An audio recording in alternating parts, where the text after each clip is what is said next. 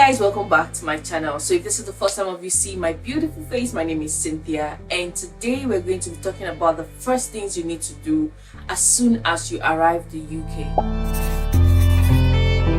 Now, most times when you arrive the UK, you feel like the first thing you need to do is just to rush off to the school and start your registration and all that. But there are other things you need to do first before you eventually have to now go to the school or maybe start sightseeing and all that. So first things first, let's just dive in already. So the first things first you need to do is you have to get a place to settle in, like get an accommodation. So it is expected that before you get to the UK, you've already started, sorting out your accommodation, so that once you get to the UK, you will just settle in. Either you're staying with family or you're staying in a school hostel, or you already have an apartment that you've gotten or someone has gotten for you, but you should already have an accommodation or a place to lay your head once you land in the UK. So if you've not gotten that sorted out, so you should get it sorted out right now, or get to it right now. Start looking for a place you're going to stay, so that once you get to the UK, get to the airport, get to a taxi, you have a place or a location that you're going to settle in, so that you don't get stranded or you have to pay for overpriced apartment because you're desperate for a place to stay. So that's the first thing you need to do. Now, second thing, that one can be sorted out optionally, but I'll explain. So the second thing is to know your environment, because once you've settled there, you need to buy foodstuffs. You need to buy some toiletries, you need to buy some things you have to use in your home. So you need to get to know the environment, find out the supermarket that is the cheapest so that you don't get to pay for stuff. Some supermarkets, let's say you're buying banana in Aldi, it's not the same price as when you're buying in Sainsbury's or when you're buying from Lidl. So you have to know which supermarket sells things more affordably, so that you don't go buying IKEA things where you can maybe get it on Facebook Marketplace or maybe get it on somewhere quite affordable. I don't know if you get what I mean. So get to know your environment, and this, you don't just know it right away. It's something that happens like over time.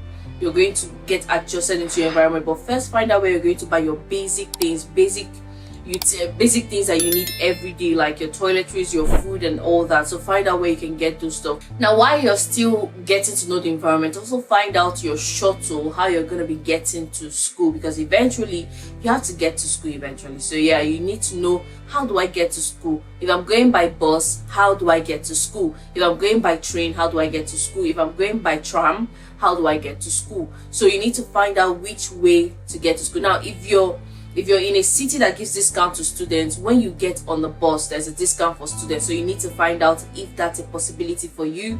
Or if you're living in another city that you have to go to your school in another city, find out how to get discount on trains, train tickets. Now, if you're using the tram, most times trams don't give discount, but then if trams in your city give discount, find out how you can get this discount as a student, because a lot of cities have discount services for students. So you need to utilize this as much as possible, because you really need it, because things are mostly overpriced and you can't just help people buy it. But if you're a student and you can get a certain percentage off, please use it. Don't just say, okay, I can afford it at this point. The money you have at the beginning of getting to the UK, over time you find out that it starts diminishing, and you need to get a job to support your life, or maybe you need to call back home for them to send some money to you. I don't know if you get what I mean. So yeah, so if you're getting to know your environment, find out how you can shuttle to school as well, and the cheapest possible way to shuttle to school. Now, the next point I have is get to school. Like, go to your school, get to know your environment. Now, there are some schools that have different campuses. Now, find out where your department is, because you have to get to the department eventually, get to know the buildings.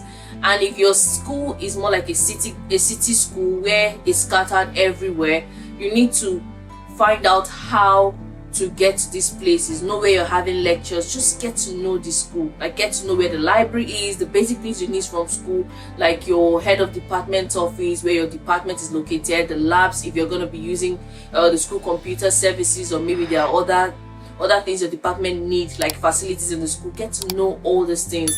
Explore, find out about the school, all those things that you've seen on YouTube or you found out before you applied to the school. Actually go to those places and see them for yourself, so that you can, like, if you need to get to these places like the next day, depending on when you arrive, you need to know where all these places are. Now, while you're still finding out the school and you're getting to know your department, you also have to register. Like, you have to actually register in the school. Like, you apply doesn't mean that you're registered in school. So there are some processes that you need to find out on how to register. So you need to figure out how it works in your school. So most schools, or probably all schools, have a help desk where they will direct you on what and what not to do.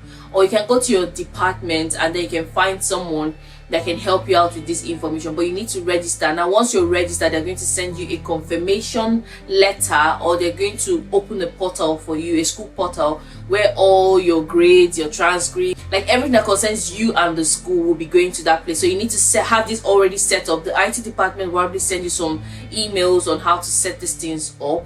So you have to set these things up, get registered in the school, get the confirmation letter. And there are other letters that the school will also send to you, like a letter that you can use to open a bank account, or maybe a letter I can give to the council to get some council discounts as a student, you know, for council tax. So there are lots of things that, depending on your school, you know, I'm speaking from my own experience. So there are some things that you need to do, but you have to register after you have settled in, gotten to know your environment, and just get to know the school and then register. Yeah. So the next thing on my list is get your BRP. Now this one you need to get it within the first 10 days of arriving to the UK. So you have to apply, like before you get your visa, you've already applied for your BRP. So as soon as you've gotten your visa, your BRP is ready. So once you arrive, you just go to wherever, because while you were filling the form, they probably asked you where they should send your BRP, whether it's to the school or to a post office. Now if you know that location where you fill this, some people fill post office, so you get to the post office or your school, now you go there to get your BRP. Now for those people that have dependents, now there are situations whereby you have to go to the UK first and your dependent will join you afterwards. Now within the time that you're here to pick your own, your dependents or probably might not be ready, because you can't pick up your BRP without the international passport. And since your dependent's international passport is not with you, you can't pick it up for them until they arrive to the UK. So what you're going to do is you're going to pick yours first. Now once they arrive in the UK, you go back to wherever you picked yours and get there. So it's not difficult. So you don't panic that, oh, I've got to mind when my dependent gets there. No, anytime they arrive to the UK, you can always go back to the place you picked yours up. Their own will be ready there for you to pick up. So yeah, so the BRP will also state how many hours you're permitted to work. As a student, you're permitted to work just 20 hours, but your dependent has unlimited hours to work. That is if you're coming with your dependent. So you have to get this and you have to focus on this, because a lot of people get denied a lot of facilities or a lot of benefits because they work more than 20 hours. So it states on your BRP clearly that you cannot work more than 20 hours as a student, so you have to stick to that guideline. Now once you have gotten your BRP, the next thing you need to apply for is your school ID card.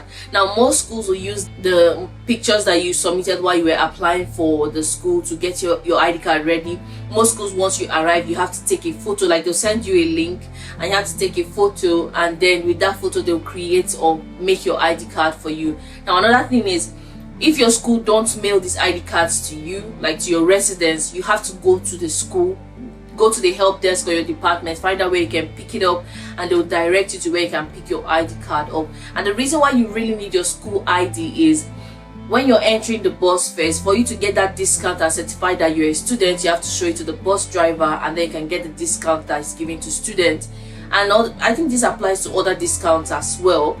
So another thing is also that without the school ID card, you can't access a lot of facilities in the school. Like there's some places, classrooms or facilities you need to use in the school. Like library, you need your school ID card to access the library as well. So yeah, you need to get your school ID card down. That's one of the first things you also need to do once you get to the UK. So I don't want this video to be so long. The next thing you need to do is open a bank account. Now like I said, your school is going to give you a letter that you're going to use to open a bank account. So now once you're filling out the form, the bank will ask you for a letter that certifies that you're a student or something like that. So you're going to use that letter, send it to school. Mostly now, unlike before, mostly now applying for bank accounts, you just do it via your app. So you don't need to go to the bank.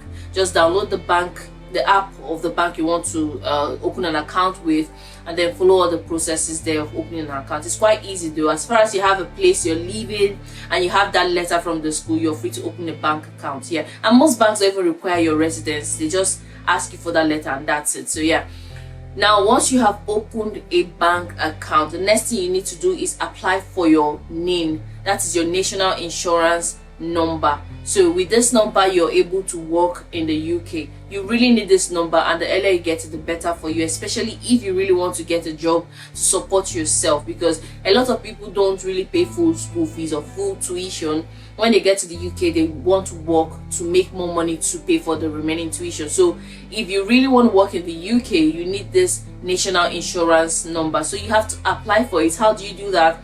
You go through the Home Office website, gov.uk. You're going to type national insurance number, all the details you need and how to start the application will pop up, and you follow the procedures. Now once you have filled out the first procedures that they've given to you, or the first form they'll give to you, they're going to generate a reference number for you, and then a form that you're going to download. Basically, this is how I did mine. I don't know how other people do theirs. So once you've downloaded this form, you're now going to write with a black pen, like fill out the form, and there's an address that you're going to mail that letter to, or that form. You're going to mail it to them. Now you're going to wait for a period of 3 to 6 weeks before they actually send you your NI number. It's a letter, so that letter is going to have the national insurance number, and anytime you're applying for a job, they're going to ask for it and you're going to fill it out. So it's something that has to do with your paying tax as you're working and stuff like that. So you really need that number to be able to work. And once you've gotten the number, you have to wait for like 3 to 6 weeks, like I said. Once you've gotten this number, the last thing is just for you to get a job. So it's just as scouting for jobs. So to get a job, you're going to use some apps. For me, I use Indeed, I use Glassdoor, and I use Total Jobs. So there are other sites where you can apply for jobs. There are lots and lots of them, but these are the ones I basically use to look for jobs. You can find any kind of job: part-time, freelance, contract, temporary, permanent. What kind of job? Intern, placement, any kind of job you're looking for. As far as you're in the UK, you're going to get it there. So this is just what I have for you guys. I just want to let you know what you have to do, because most people get to the UK and they are very lost. They don't even know how to go about or what to do next. So once you arrive in the UK, just follow these procedures and you get your life started before you know it. Especially if you're coming alone, it can be very lonely and you don't know anybody to ask these questions. And don't forget, please feel free to ask your school any question. There's always a help desk or a help number that you can use to call them, and then they are available to help you at any point in time. Don't wait till maybe you run into a deadline or it's too difficult for you.